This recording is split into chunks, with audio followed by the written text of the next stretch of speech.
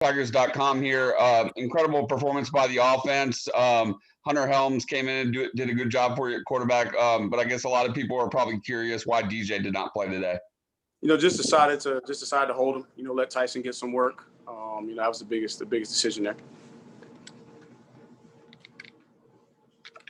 Coach, you usually you're very balanced in both your rushing yards and passing yards. Today, 500 passing yards, 171 on the ground. Was that just a result of Georgia Tech putting all their eggs in the stop the run basket? Yeah, I think it's a combination of a couple things. We took a challenge with our wideouts. We accepted the challenge with our wideouts. Again, they mentioned T. Higgins and Ross, and they said it in the right way. But we took it as a challenge for our guys to come out and show and prove what they can do on the perimeter. And they gave us some defensive structures early on. The plan was, we were going downtown 3 times in the first 9 plays because of the defensive structure if they were going to line up that way. And we tried to stay balanced early on, and they did a good job of stopping the interior run. And because of that, they were vulnerable to the pass. So kind of early on, we were trying to stay balanced, but they were giving us opportunities in the passing game. And again, part of what we do, our job is as coaches, is to take your pride out of it. And yes, we want to be balanced, but we're gonna try and take advantage of whatever looks the defense will give us. Tony, this is Grace Rayner with The Athletic. Just how do you contextualize the way Trevor Lawrence played today? There's just one bad decision right there. Part of it was a little bit of pressure on the RPO there, and he kind of threw off of his back foot. Made the right read, but probably could have, didn't want to float that ball with that safety that was over the top. But other than that, man, he just continues to play lights out. Definitely a leader of our offense. And he understands the responsibility that he has every week to come out and be the best version of himself. And so just proud of him. And again, I hadn't looked at all the stats, so I don't know exactly what the stats were. But for anybody who can get in there, get the work in, be done by halftime, obviously had a good day. Coach, it's Trevor again. I had a feeling that y'all might debut that jumbo package today. And then, of course. Man, how did you know that? just a little birdie told me. But Niles Pinckney was able to get the score. How pleased were you with their execution of that play, even after the timeout? Just really proud of those guys. And obviously the biggest thing with those big guys is just don't lose faith. We practice it, twice a week, on sometimes on Mondays, but usually on Wednesdays and Thursdays, we practice that. And I always got to be ready. And just pleased with those guys. And we knew that when we showed it and then called the timeout, that they were going to be able to sub out and, have their big people in there. But we told them, hey, it starts up front. You guys control the line of scrimmage. And, Niles, you understand, when you get that ball protected and use your side to your advantage. And they gave us a little bit of a bubble right to where we were running. Obviously, I don't think they knew we were running right there, but we had the bubble, and Niles did the rest. So really happy for him, man. He's a guy who's been around the program, kind of waited his turn on defense. And also waited his turn on that package, and really, really happy for him. Tony, Larry Williams here. I'm wondering with Trevor, every week he's been better and better. How would you describe the level that he's playing at right now? It's the highest level of football that I've seen out of him, but it's what I think he expects and what everybody in our building expects out of him. I mean, he's ultra talented. We all know that. He's highly competitive, extremely intelligent, and the key is just trying to manage all of that and make sure that you have the best version of yourself. And right now, he's doing an unbelievable job of blocking out any kind of external noise about the future. And he's really, I think the biggest thing is he's really, really being present in the moment. And I think that's what's contributing to him, playing his best football because, man, he's fully comfortable where he is. He's embracing every opportunity that he gets to run out there, and he's not thinking about the future. And he's just trying to hone in on being the best version of him for his teammates. Tony, Larry Williams here. With Frank Ladson, how much of the task right now is just trying to get his confidence up during games with the drop? Biggest thing, all of them need opportunities, and you're talking about guys and, not just Frank, but all of them. Amari's probably the guy that's played the most throughout his career. Even Cornell, you got to do a good job of getting him opportunities. EJ. So Frank's just one of the many guys that's extremely talented, has an unbelievable upside and a ton of success in his future. And it's our job just to get him in opportunities and help him push through, and I was really, really proud of him. We knew, and ball was just out in front of him. He didn't complete the catch, but then he came back and made a touchdown catch. So for all of those guys, not just one in particular, and even some of the young backs and really all of our young skills, we got to do a good job. And that's why you see us playing a lot of guys, trying to get the ball in their hands so that they can get that feel to build that confidence. Tony, this is Matt with the State. Sticking with the receivers a little bit, just seeing a Joe, was that some of the potential you guys have seen from him and that has you excited? And the same with EJ, I know he played a lot early and often, it seemed like. Right. I think that we knew more about EJ, coming into the season just because he was here in the spring. And I've made comparisons to Justin Ross. It hasn't quite had those opportunities yet, but I think as we go forward in the future, he's going to get more of those opportunities. He's going to continue to flash.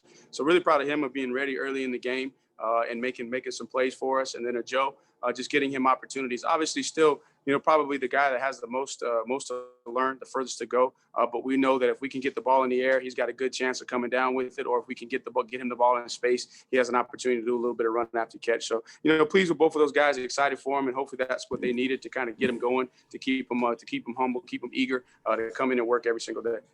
With EJ, is that something that you all had talked about kind of going into the game? It seemed like I think it was even the first series, but it seemed like he played a lot there in the first quarter. But is that something definitely with EJ? EJ, we feel like he's a guy that's really started to settle in, and Amari's playing a lot of snaps, so he's playing behind Amari, and then with Joe still working through through his injury. He has to be flexible to be able to play where Amari is. He has to go into the boundary a little bit, and now that we've had some time under our belt, he's a little bit more comfortable, and we know what his potential is, and now we feel like we can put him in there early and be able to trust him to execute.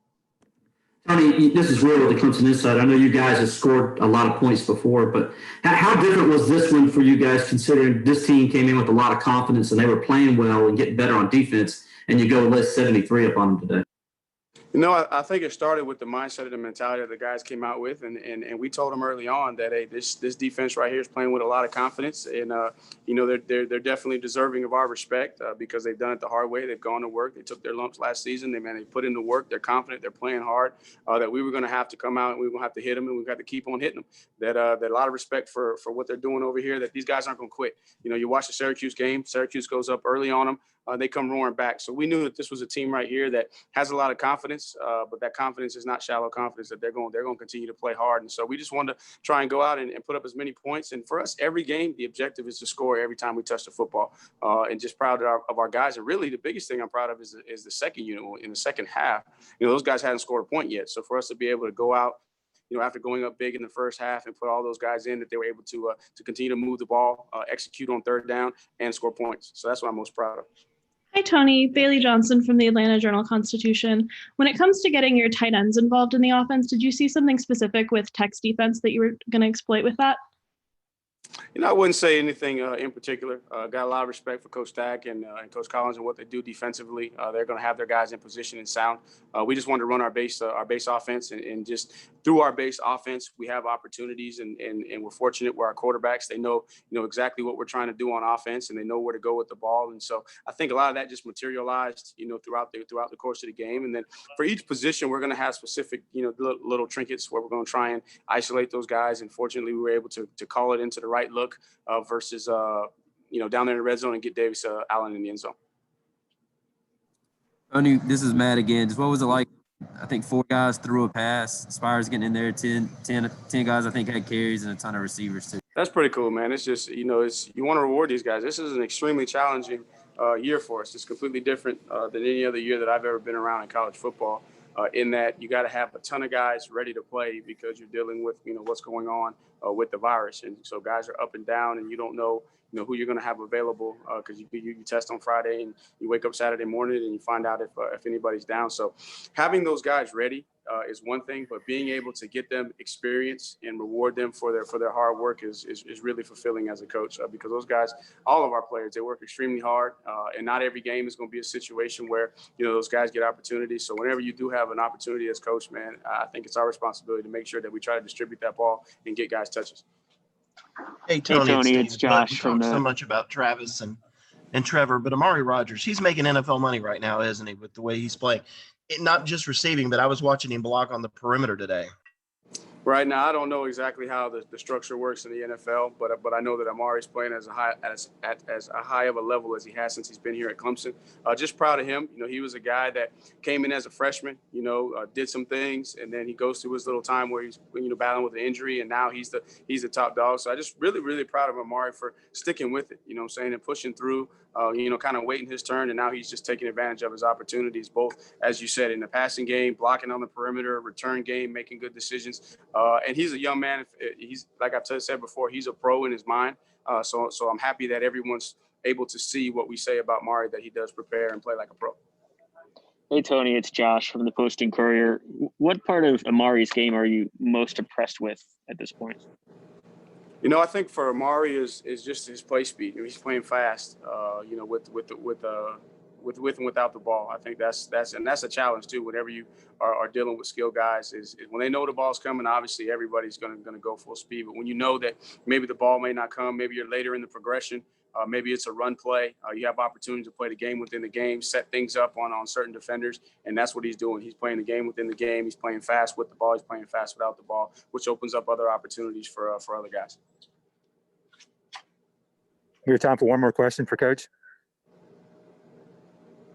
Hey, Tony, Anna with Clemson 24/7. I apologize if you already answered this. I'm a little just with Frank today. I think he had a drop, and then maybe just wasn't quite as involved as some of the other guys. I mean, is there another level for him that you want to see him reach? Oh, no question. I think that every day that goes past, his confidence is going to continue to grow. And we all know what Frank is capable of. And we know that there's still a lot of room within his ceiling. And it's our job as coaches to find the buttons to push. One, give him opportunities, and then find the buttons to push when he may not, you know, play to his highest level. I think it's just a matter of time with Frank, and he's going to keep getting opportunities, keep getting coached. The more he's coached, the more opportunities he has, the more he's going to become comfortable with everything we're asking him to do, and man, he's going to skyrocket. So, man, really proud of him, and that's what I told him at halftime. I said, hey, man, we took a shot, didn't come up with it, but hey, you came back and you were the last progression on the little naked screen, the little naked we had over there, and he was the last progression, and the quarterback found him. And he converted for a touchdown. So he was able to bounce back, and that's what you're proud of. And as long as a young man is going to continue to fight and continue to work through, you know, ups and downs, he's going to have a chance in the end to be where he wants to be. All right. With that, thank you, Coach Elliott. We'll have Trevor Lawrence up shortly. All right. Thank you, guys.